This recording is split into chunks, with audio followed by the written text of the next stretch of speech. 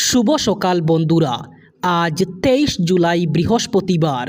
আজকের সকালের বরাক তথা সমগ্র আসামের গুরুত্বপূর্ণ খবরগুলি হলো: আগামীকাল 24 জুলাই শুক্রবার জুমার নামাজ আদায় করেই লাখ লাখ মুসলমান কাঁপাবেন রাজধানী দিল্লি। একত্রিত হবেন দেশের শক্তিশালী নেতা এবং ধর্মগুরু। 24 জুলাই ভারতের মুসলমানদের শক্তি দেখবে বিশ্ব। জুমার নামাজ আদায় করেই একত্রিত হবেন লাখ লাখ মুসলমান। দেশের মুসলমানদের আর হয়রানি করা যাবে না, অত্যাচার করা যাবে না। দিল্লিতে একত্রিত হবেন দেশের সব শক্তিশালী মুসলমান নেতা এবং ধর্মগুরু।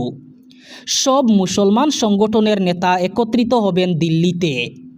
ভবিষ্যতে মুসলমানদের উপর অত্যাচার না হওয়ার জন্য হুঙ্কার দেবেন। মসজিদ মাদ্রাসাতে চলা বুলডোজার অ্যাকশনের বিরুদ্ধে নিতে হবে সিদ্ধান্ত। ইতিমধ্যে বৈঠকে বসেছেন মুসলমান সংগঠনের নেতা এবং ধর্মগুরুরা। মুসলমানদের হয়রানি না করার জন্য সরকারকে প্রেরণ করা হবে বিশেষ দাবি। কেবল মুসলমানদের টার্গেট করে সরকার নিতে পারবে না কোনো সিদ্ধান্ত। প্রধানমন্ত্রী পদ থেকে পদত্যাগ করতে হবে নরেন্দ্র মোদীকে। গৃহমন্ত্রীর পদ থেকে পদত্যাগ করতে হবে অমিত শাহকে এবং শিক্ষামন্ত্রীর পদ থেকে পদত্যাগ করতে হবে ধর্মেন্দ্র প্রধানকে। যুব প্রজন্মের ভবিষ্যৎ ধ্বংস করতে দেওয়া হবে না মোদী সরকারকে। আবারও হুঙ্কার দিলেন বিরোধী দলপতি রাহুল গান্ধী। তিনি জানান, যুব প্রজন্মের ভবিষ্যৎ নিয়ে ধ্বংসলীলা খেলাচ্ছে মোদী সরকার।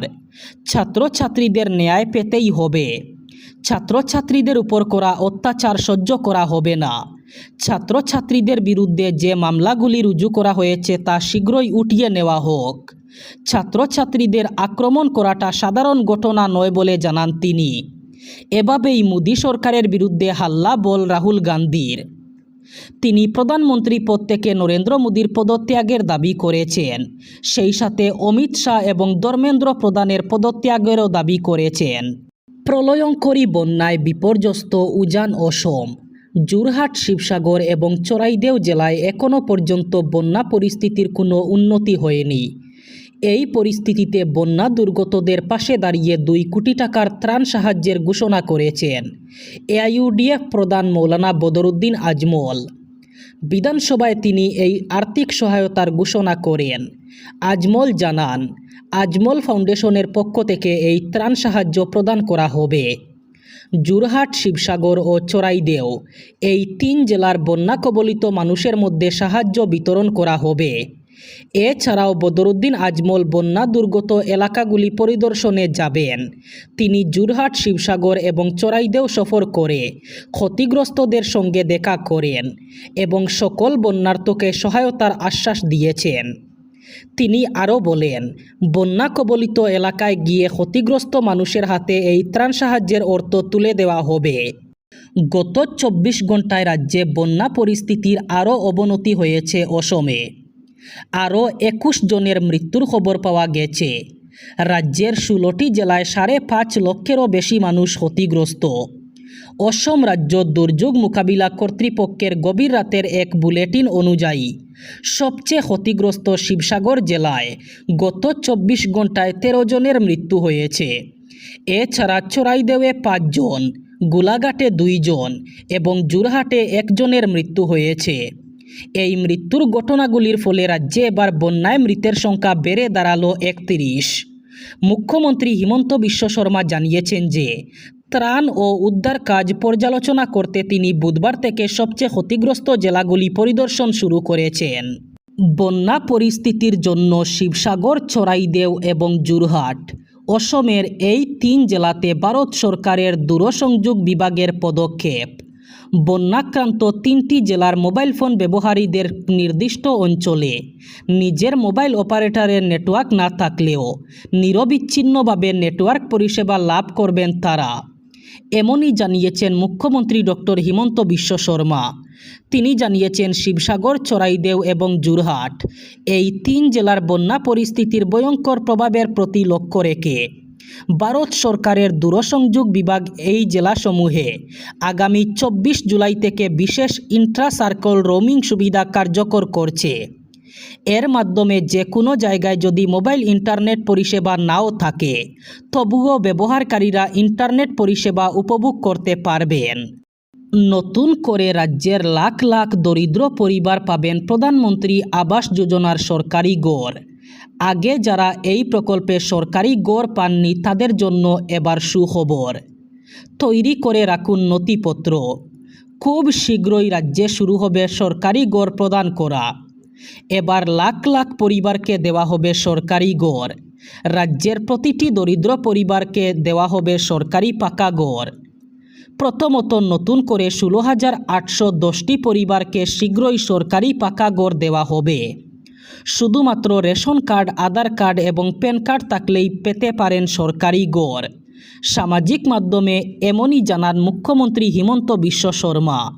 অসমে প্রকাশিত চূড়ান্ত নাগরিকপঞ্জি অর্থাৎ এনআরসি থেকে বাদ পড়া ব্যক্তিদের জন্য আপিল প্রক্রিয়া অবিলম্বে শুরু করার নির্দেশ চেয়ে দায়ের হওয়া এক আবেদনের ভিত্তিতে মঙ্গলবার কেন্দ্র সরকার, অসম সরকার সহ সংশ্লিষ্ট পক্ষগুলিকে নোটিশ জারি করেছে সুপ্রিম কোর্ট। প্রধান বিচারপতি সূর্যকান্ত, বিচারপতি জয়মাল্য বাগচি এবং বিচারপতি বিপুল এম পাচলির বেঞ্চ অসম স্টেট জমিয়ত উলামার দায়ের করা আবেদনটির শুনানি করে। আবেদনকারীর আইনজীবী আদালতে জানান, এনআরসি থেকে বাদ পড়া বহু মানুষ দীর্ঘদিন ধরে চরম দুর্ভোগের মধ্যে রয়েছেন। তিনি বলেন, এনআরসি থেকে যাদের নাম বাদ পড়েছে তাদের জন্য আইনে আপিলের সুযোগ থাকলেও বাস্তবে সেই প্রক্রিয়া এখনও শুরু হয়নি।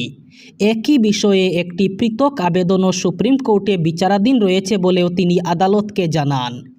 শুনানি শেষে বেঞ্চ কেন্দ্র সরকার, অসম সরকার এবং এনআরসি রাজ্য সমন্বয়কারীর দপ্তর সহ সংশ্লিষ্ট পক্ষগুলির কাছে জবাব তলব করে। পাশাপাশি এই আবেদনটিকে একই বিষয়ে বিচারাধীনের জন্য অন্য মামলার সঙ্গে যুক্ত করার নির্দেশ দেয় আদালত। নতুন শ্রম আইন নিয়ে প্রকাশ্যে এলো বড় আপডেট। ইতিমধ্যে দেশে নতুন শ্রম আইন কার্যকর হয়েছে। অভিযোগ, এরপর থেকে বেতনভোগী কর্মচারীরা বেতন প্রদানের সময়সহ বিভিন্ন বিষয়ে অনিশ্চয়তার সম্মুখীন হয়েছেন।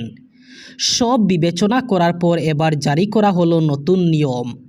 এখন নতুন নিয়ম অনুযায়ী নিয়োগকর্তাদের মাস শেষ হওয়ার 7 দিনের মধ্যে কর্মচারীদের বেতন পরিশোধ করতে হবে। এছাড়াও আরও অন্যান্য নিয়ম জারি করা হয়েছে। জানা গেছে, দৈনিক মজুরি উপার্জনকারীদের তাদের শিফট শেষে, সাপ্তাহিক কর্মীদের ছুটির আগে এবং পাক্ষিক কর্মীদের পাক্ষিক শেষ হওয়ার 2 দিনের মধ্যে বেতন দিতে হবে। যদি কোনো কর্মচারী পদত্যাগ করেন, ছাঁটাই হন অথবা বরখাস্ত হন, তবে কোম্পানিকে মাত্র 2 কর্মদিবসের মধ্যে একটি পূর্ণাঙ্গ ও চূড়ান্ত নিষ্পত্তি সম্পন্ন করতে হবে। এই নিয়মটি বেতন সংক্রান্ত বিরোধ কমাতে গুরুত্বপূর্ণ ভূমিকা পালন করবে। এবার বরাক উপত্যকার 3 জেলার আজকের আবহাওয়ার খবর। আজ 23 জুলাই বৃহস্পতিবার বরাক উপত্যকার 3 জেলায় হালকা বৃষ্টির সম্ভাবনা। আজ শিলচর কাছাড়ে সর্বোচ্চ তাপমাত্রা থাকবে 32 ডিগ্রি সেলসিয়াস এবং সর্বনিম্ন তাপমাত্রা থাকবে 26 ডিগ্রি সেলসিয়াস। শ্রীভূমি করিমগঞ্জে আজ সর্বোচ্চ তাপমাত্রা থাকবে 32 ডিগ্রি সেলসিয়াস এবং সর্বনিম্ন তাপমাত্রা থাকবে 26 ডিগ্রি সেলসিয়াস। একইভাবে হাইলাকান্দি জেলায়ও আজ সর্বোচ্চ তাপমাত্রা থাকবে 32 ডিগ্রি সেলসিয়াস এবং সর্বনিম্ন তাপমাত্রা থাকবে 26 ডিগ্রি সেলসিয়াস। এই ছিল আজকের সকালের গুরুত্বপূর্ণ খবরগুলি। ভিডিওটি অবশ্যই লাইক করবেন এবং চ্যানেলটি সাবস্ক্রাইব করবেন।